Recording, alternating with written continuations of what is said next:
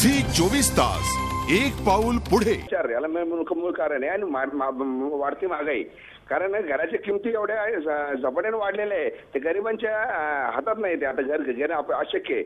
आणि reporter builder जे छोटे छोटे घर बांधत नाही ते सर्व म्हणजे 2 BHK 3 BHK आणि प्रत्येक पुढाऱ्यांचे किंवा राजकीय वरिष्ठ अधिकाऱ्यांचे प्रत्येक शहरात 4-4, 5-5 घर आहे. आणि सामान्य माणसाला घर भेटत नाही. तर सरकारने छोट्या किमतीत कमी किमतीत 300 ते 400 स्क्वेअर फूट घर बांधून द्यावे.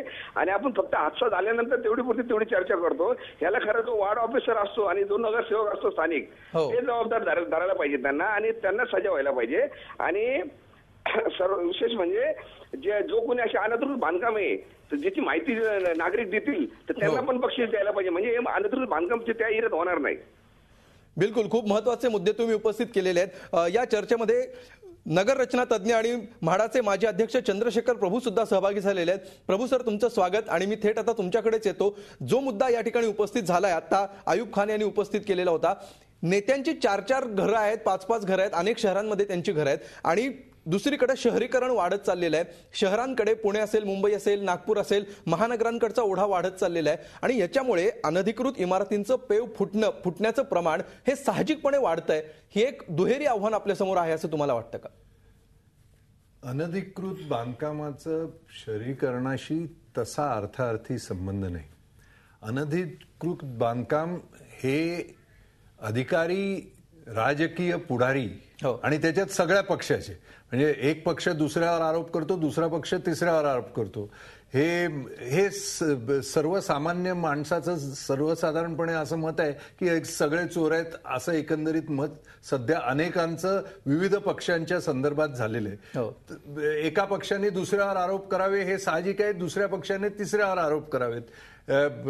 ज्यांची महानगरपालिकेत सत्ता आहे त्यांनी राज्य सरकारवर आरोप करावेत, राज्य सरकारने त्यांच्यावर आरोप करावेत.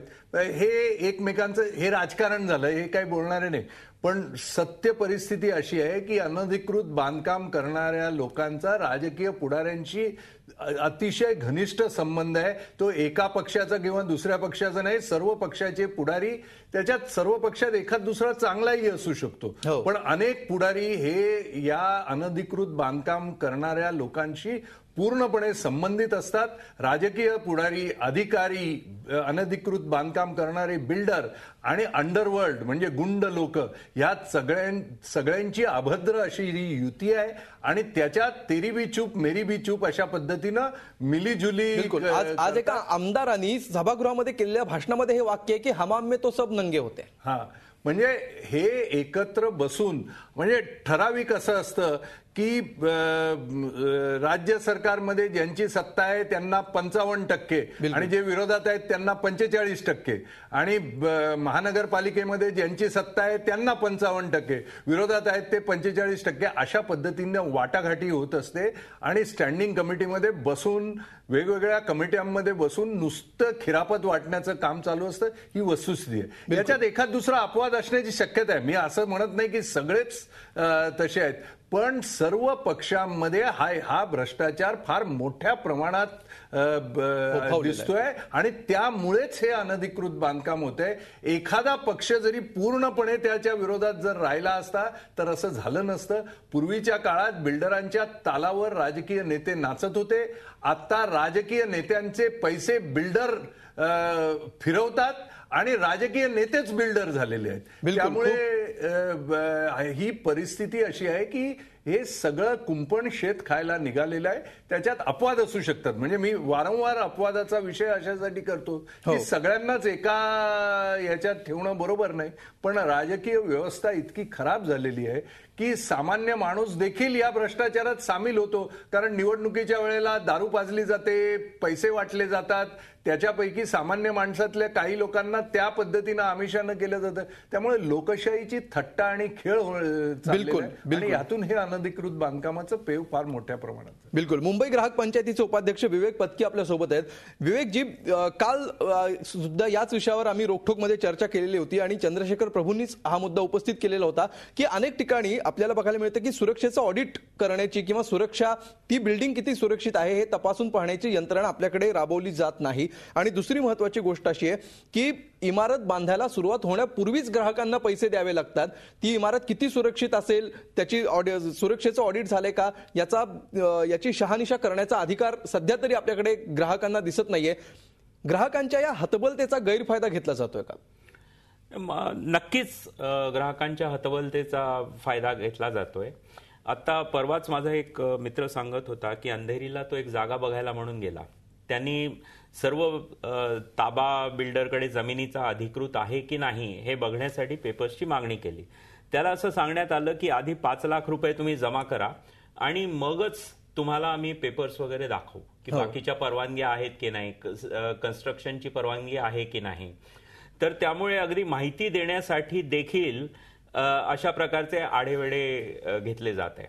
यावरनं दिसतं असं की बिल्डर निर्ढावलेले आहेत आणि आपल्याला काही होणार नाही ही त्यांना जवळजवळ खात्री आहे. दुसरं, आपण मुंबईपुरतं बोलायचं झालं तर मुंबईमध्ये आज आपल्याला चित्र काय दिसतंय, शुक्रवारी कामाला सुरुवात होते संध्याकाळी आणि सोमवार संध्याकाळपर्यंत एक नवीन मजला चढलेला असतो. हे झोपडपट्टीत घडतंय, हे झोपडपट्टीच्या बाहेर पण घडतंय आणि सामान्य नागरिक हा भीतीपोटी त्रस्त होतो. माझा स्वतःचा अनुभव तुम्हाला सांगतो. आमच्या सोसायटीतच एक अनधिकृत बांधकाम झालं होतं. ते काढून घेण्यासाठी म्हणून मी सोसायटीचा चेअरमन होतो, आमचे बाकीचे अधिकारी माझ्या बाजूनी होते, तरीही म्युन्सिपाल्टीकडे आम्हाला 3 महिने खेटे घालायला लागले ते बांधकाम मोडून काढण्यासाठी म्हणून. बिलकुल, म्हणजे असे अनेक अनुभव आहेत आणि आपले प्रेक्षक सुद्धा आपले अनुभव आपल्याशी शेअर करतायत, त्यांचे प्रश्न विचारतायत. पुढचा फोन आपल्याला आलेला आहे जालन्यावरून. सचिन खंडागळे बोलतायत. सचिनजी, विचारा रोखठोक. हॅलो सर, बोला सचिन. माझा असा प्रश्न आहे की या घटनेची जबाबदारी सरकार आपल्यावरती घेईल का? बिलकुल, हा प्रश्न महाराष्ट्रातल्या तमाम जनतेला पडलेला आहे, जो मगाशीच मी मधू चव्हाणांना विचारलेला होता. चव्हाण साहेब, काय सांगाल, ह्याची जबाबदारी सगळ्यांचीच नाही का?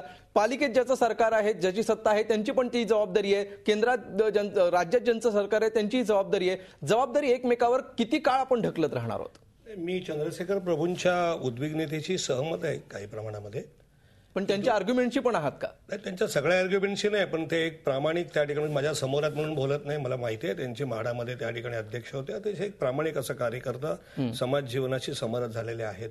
मला मुळात म्हणायचं की आमच्या लोकप्रतिनिधींनी या ठिकाणी जागृत न राहिल्यामुळे या गोष्टी आहेत. आपल्या भागामध्ये एखादं जर अनधिकृत बांधकाम होत असेल तर त्याची तक्रार करायची. विशेषतः हल्ली आयटी कायदा आलाय, माहितीचा अधिकार. तो माहितीचा अधिकार लोकांची सुरक्षा, लोकांचं कल्याण करण्याच्या ऐवजी ब्लॅकमेलिंगसाठीच चाललेला आहे. बिलकुल, हा जो प्रश्न आपल्याला विचारलेला आहे, हे अनधिकृत बांधकाम इथे चाललेलं आहे, हे अनधिकृत बांधकाम चालले, तक्रार करायची. महानगरपालिकेचा अधिकारी त्या बिल्डरला किंवा बांधकाम करणाऱ्याला सांगणार की अमुक अमुक माणसांनी तुम्ही तक्रार केलाय, तिथे जाऊन मग सगळ्या गोष्टी करायच्या. बिलकुल, मला असं वाटतं काही टेक्निकल गोष्टीची पण आपण त्या ठिकाणी चर्चा इथे थोड्या वेळात करावी अशी माझी. बिलकुल, त्याच्यावर आपण येणारच आहोत. मात्र सचिन खंडागळेंचा जो प्रश्न आहे, सरकार याची जबाबदारी घेणार का? घेतली पाहिजे, बरोबर आहे. जबाबदारी घेतली पाहिजे म्हणजे काय झालं पाहिजे? सरकारने जबाबदारी घेतली पाहिजे म्हणजे या ठिकाणी अनधिकृत बिल. आता मुळामध्ये एक प्रश्न असा आहे की ते आमचं युतीचं राज्य होतं त्यावेळेला थोडीशी माझ्या मते ती चूक झालेली आहे. हे जे नगरविकास खातं आहे आणि गृहनिर्माण खातं आहे हे मुख्यमंत्र्यांनी स्वतःकडे कशाला ठेवलेलं आहे? ही इतकी महत्वाची खाती आहेत की आताच्या मुख्यमंत्र्यांनी त्या ठिकाणी फाईल बघायला वेळ नाही. महिनोन्महिने धारावीचा प्रकल्प असेल किंवा क्लस्टर डेव्हलपमेंटचा प्रकल्प असेल, एक त्याच्यावर सर्व यांच्यासारख्या तज्ज्ञांना एकत्र बसून निर्णय घ्यायचा जनहिताचा आणि त्याची अंमलबजावणी करायची, ती करतच नाहीयेत. नगर विकास खातं फक्त 6व्या माळ्यावर बसून FSI वाढवत आहे. बिलकुल, पण ह्या प्रश्नाचं उत्तर जनतेला मिळालं पाहिजे. प्रभू सर, तुम्हाला का, मी येतो तुमच्याकडे. पत्की साहेब, सरकारने जबाबदारी घ्यायला पाहिजे असं आपण सारखं म्हणत असतो.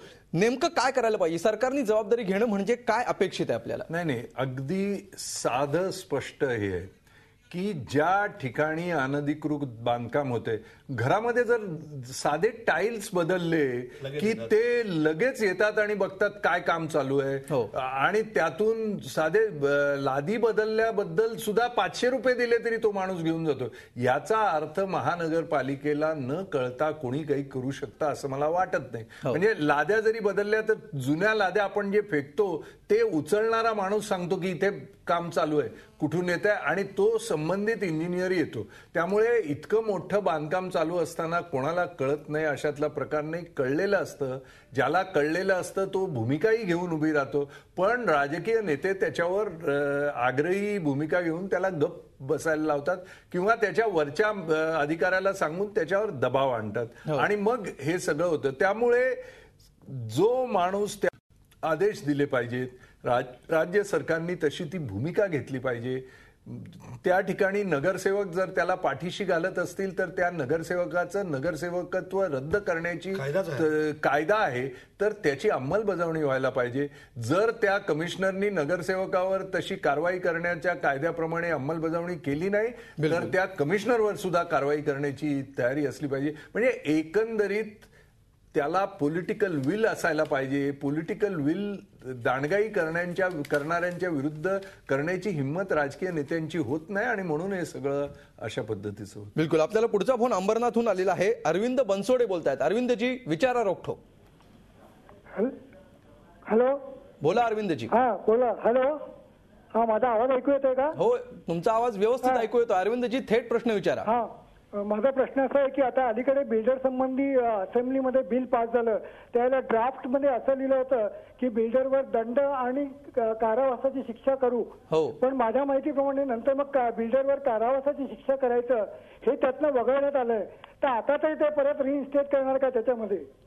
बिलकुल, खूप महत्वाचा प्रश्न आहे. खरं तर याविषयी सरकारची बाजू मांडण्यासाठी आम्ही सरकारच्या पातळीवर प्रयत्न केलेले होते. सरकारला आमंत्रण दिलेलं होतं. सत्तेमध्ये असणाऱ्या दोन्ही पक्षांना आम्ही पाचारण केलेलं होतं. मात्र हे पक्ष या चर्चेमध्ये सहभागी व्हायला आलेले नाहीयेत. काही पक्षांनी आश्वासन देऊन सुद्धा आयत्या वेळी त्यांनी या कार्यक्रमात सहभागी न होण्याचा निर्णय घेतलेला आहे. तरी पण या सगळ्या प्रश्नांची उत्तरं शोधण्याचा आपण प्रयत्न करणार आहोत. पत्की सरांना सुद्धा या मुद्द्यावर बोलायचंय. एक ब्रेक घेऊया आणि ही चर्चा आपण सुरू ठेवूया. झी 24 तास, एक पाऊल पुढे.